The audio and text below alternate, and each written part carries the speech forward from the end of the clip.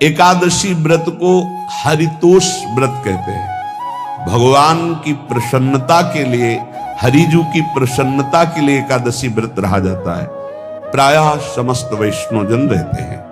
जो रसिक जन प्रियाजू के चरणों के अनन्य हैं, उनका एक ही व्रत है, श्यामा श्याम की 8 पहर उपासना करते हुए अपनी मन वृत्ति को श्यामा श्याम में समर्पित करना। यहाँ ज्ञान ध्यान व्रत कर्म जीते सब काहू में नहीं मोहि प्रतीति, रसिक अनन्य निशान बजायो एक श्याम श्यामा पद प्रीति। पर जो एकादशी व्रत रहते हैं परम धन्य है, वो हरितोष व्रत है। अब एकादशी व्रत का नियम क्या है और कैसे एकादशी व्रत का फल मिलता है, कई बार चर्चा हुई। बहुत सुंदर तस्मा शास्त्रम प्रमाणम थे, शास्त्र प्रमाण के अनुसार श्री सनातन मुनि बोल रहे हैं, अथ ते नियमान वच्मि व्रते ह्रस्मिन् दिनत्रये, कास्यम मानुषम मसूरान्नम चणकान को द्रवास्तथा, शाकम मधुपरान्नम च पुनर्भोजन मैथुने, दशम्याम 10 वस्तूनि वर्जयेत वैष्णवः सदा। जिसे एकादशी रहनी हो और एकादशी का फल प्राप्त करना हो, उसको ये नियम पालन करना चाहिए। अथ ते नियमान वच्मि व्रते ह्रस्मिन् दिनत्रये, उसको 3 दिन, एक तो दशमी और एक द्वादशी और फिर बीच में एकादशी, उसको 3 दिन संयम में रहना होता है, तब बीच की एकादशी का उसे फल प्राप्त होता है। जिसे एकादशी व्रत रहना हो, उसका नियम है कि दशमी के दिन कांसे के पात्र का त्याग करे। वैष्णव सिद्धांत है कि कभी जिसमें मांस बना उस रसोई का भोजन न ग्रहण करे। मसूर की दाल, चना की दाल, कोदों और कोई भी शाक, शहद, दूसरों का अन्न, दोबारा भोजन और मैथुन, ये दशमी के दिन त्याग दे। एक बार दशमी के दिन भोजन करे 24 घंटे में, क्योंकि एकादशी रहना है। कांसे का पात्र, जिस रसोई में मांस बना उसके भोजन का त्याग, मसूर की दाल, चना, कोदो, शाक, मधु अर्थात शहद और दूसरे के द्वारा दिया हुआ भोजन और दोबारा भोजन और मैथुन क्रिया, इनका दशमी के दिन कभी भी प्रयोग ना करें। इन 10 वस्तुओं से वैष्णव दूर रहे दशमी के दिन। फिर एकादशी के व्रत में, ये पीछे तो हम वर्णन कर ही चुके हैं, कहीं नहीं आया यहाँ कुटू का कचौड़ी पकौड़ी और सिंघाड़ा का हलवा और ये दुनिया के खीर और सब। एकादशी के दिन किसी भी तरह की गेम आदि क्रीड़ा ना खेले। जैसे अब आज व्रत है तो बैठे हैं अपना मोबाइल में गेम खेल रहे हैं, ऐसा कोई भी क्रीड़ा नहीं। द्वैत क्रीड़ा, किसी भी तरह का गेम, ये सब खेल नहीं। द्वित क्रीड़ाम च निद्राम च तांबूलम दंत धावनम, परापवादम पैशून्यम स्तेयम हिंसाम तथा रतिम, कोपम हृतवाक्यम च एकादश्याम विवर्जयेत। एकादशी के दिन उपासक को चाहिए कि वो किसी भी तरह की क्रीड़ा, मनोरंजन बिल्कुल नहीं। चनिद्राम, नींद नहीं लेनी उसको, न दिन में न रात में। एकादशी व्रत, और प्रायः पुराने महापुरुषों ने ऐसा किया है। रामदास जी डाकोर के रात में जाते थे, रणछोड़ भगवान के यहाँ कीर्तन करते थे जाकर। तभी तो भगवान उनके कीर्तन पर, उनकी भक्ति पर रीझ कर गाड़ी में बैठकर उनके साथ आए थे। पूरी रात जगकर कीर्तन करना, और दिन में तो सोना ही निषेध है। द्वित क्रीड़ाम च निद्राम च तांबूलम, पान खाना निषेध है एकादशी को, बिल्कुल नहीं, जो व्रत रह रहे हैं। दंत धावनम, वृक्ष से तोड़कर जो दतून की जाती है एकादशी के दिन है। परापवादम, दूसरे की निंदा करना, चर्चा करना नहीं, अर्थात अधिकतर मौन व्रत धारण करे एकादशी के दिन। पैशून्यम, चुगली करना। स्तेयम, कोई चोरी करना। हिंसाम, वाणी से, शरीर से, मन से किसी को दुख पहुंचाना। रतिम, अर्थात भोग करना, मैथुन करना। कोपम, किसी के ऊपर गुस्सा करना। अनत वाक्यम, झूठ बोलना। एकादश्याम विवर्जयेत, एकादशी के दिन ये नहीं करना चाहिए। एकादशी को एक बार कुछ फलाहार शुद्ध, अगर आपके पास कोई व्यवस्था नहीं तो थोड़ा दूध है, जल है, ऐसे आप लेकर, या थोड़ा सा फल ले लें, थोड़ा सा फल लेकर के प्राण पोषण, एक दिन में मर नहीं जाओगे। कितने तो निर्जला एकादशी रहते हैं, हर एकादशी निर्जला। पूज्य श्री मथुरा दास जी निर्जला ही रहते थे हर एकादशी। चलो भैया, आपकी सामर्थ्य नहीं तो जल 2-4 बार ले लो, एक बार थोड़ा सा दूध और फल ले लो, चल जाएगा काम, प्राणों का पोषण हो जाएगा। ये आचरण न करे और एक बार कुछ आहार ले ले, वो भी शुद्ध भगवद अर्पित प्रसाद।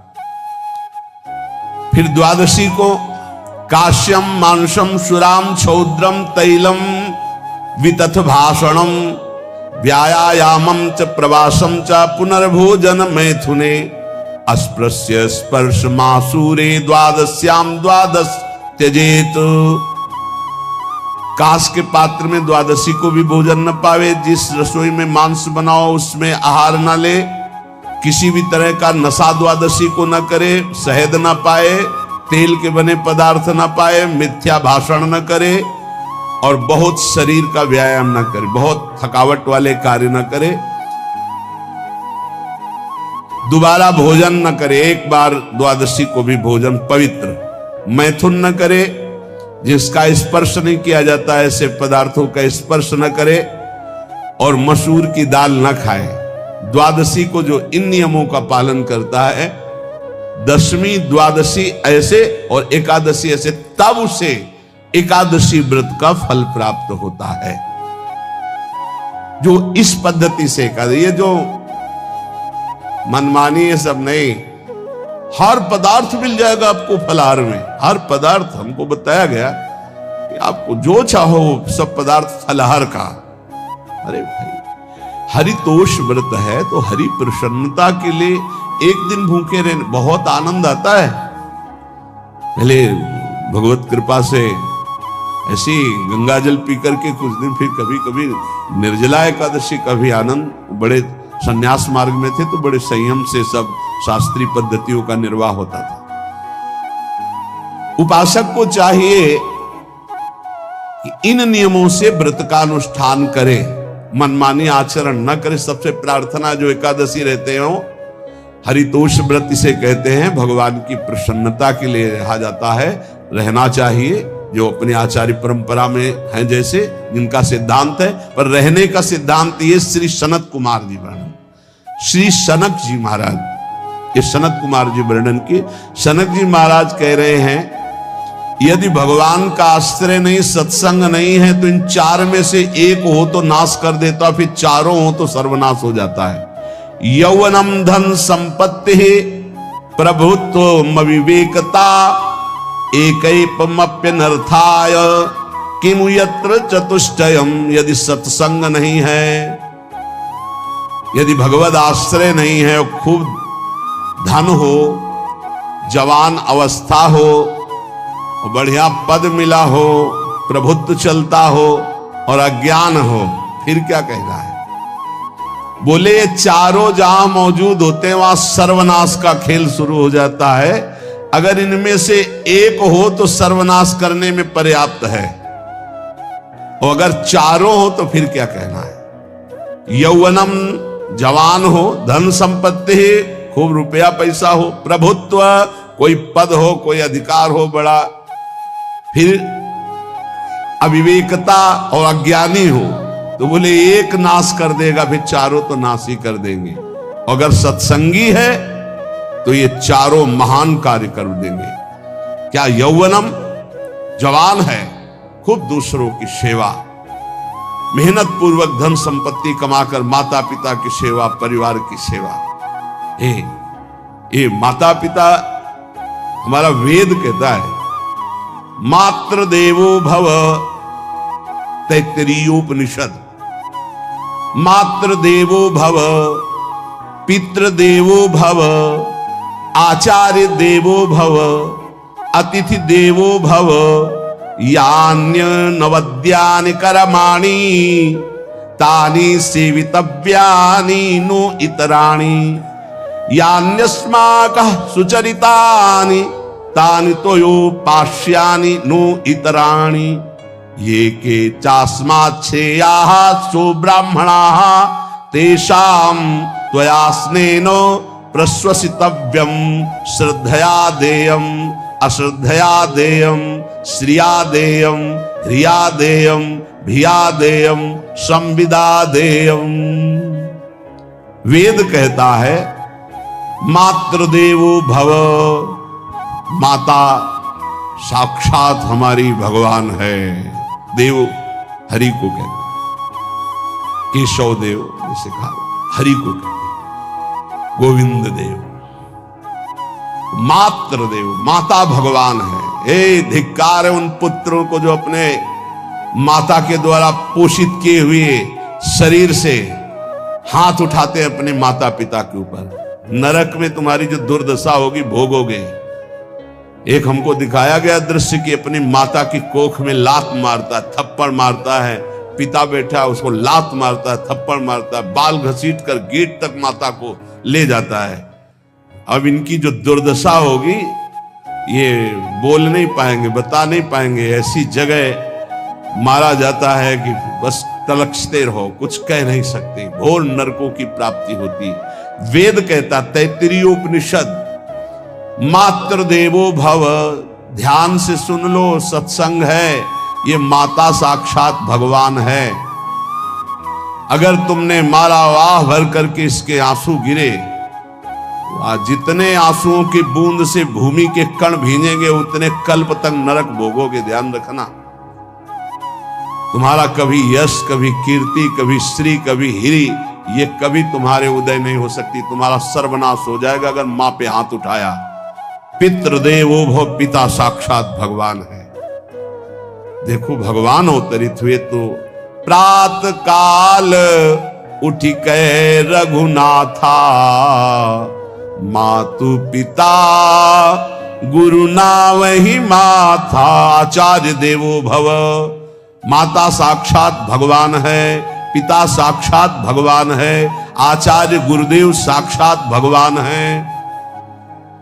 जो अपनी माता को, अपने पिता को दुख देता है, अपने गुरुदेव की अवहेलना करता है, उसका कभी मंगल हो सकता है? वो कभी सुख प्राप्त कर सकता है? वेद कहता है जो निर्दोष कर्म करते हुए धन कमाकर, कैसा कर्म? निर्दोष कर्म करते हुए धन कमाता है और उस धन से अपने बूढ़े माता पिता और गुरुजनों की सेवा करते हैं, जीवन धन्य है। धिक्कार है उस पुत्र को, धिक्कार उस जवानी को, धिक्कार है उस धन को, धिक्कार उस बुद्धि को जिसको ये सब प्राप्त होने पर भी अपने बूढ़े माता पिता को दर दर के भटकने के लिए विवश कर देते हैं, जो अपने बूढ़े माता पिता को कष्ट देते हैं। जहां वेद कह रहा है मातृ देवो भव, पितृ देवो भव, आचार्य देवो भव, अतिथि देवो भव, चारे बातें कही। अतिथि देवो भव, अगर बिना परिचय के कोई आ गया, कह रहा भूखा हूं, भोजन पवा दो, भगवान पधारे हैं, हम कह रहे मत अंदर आने दो, गेट के बाहर पवा दो, तुम्हारा संशय, पर उसे भूखा मत जाने दो। अतिथि देवो भव, जो निर्दोष कर्म करके अर्थ कमाकर अपने माता पिता गुरुजनों की सेवा करता है, उसी का जीवन है। पशुवत आचरण, मनुष्य शरीर प्राप्त करके राक्षस आचरण, राक्षसों की यही पहचान होती है। माँ नहीं मातु पिता नहीं देवा, साधुन ते करवा वही सेवा।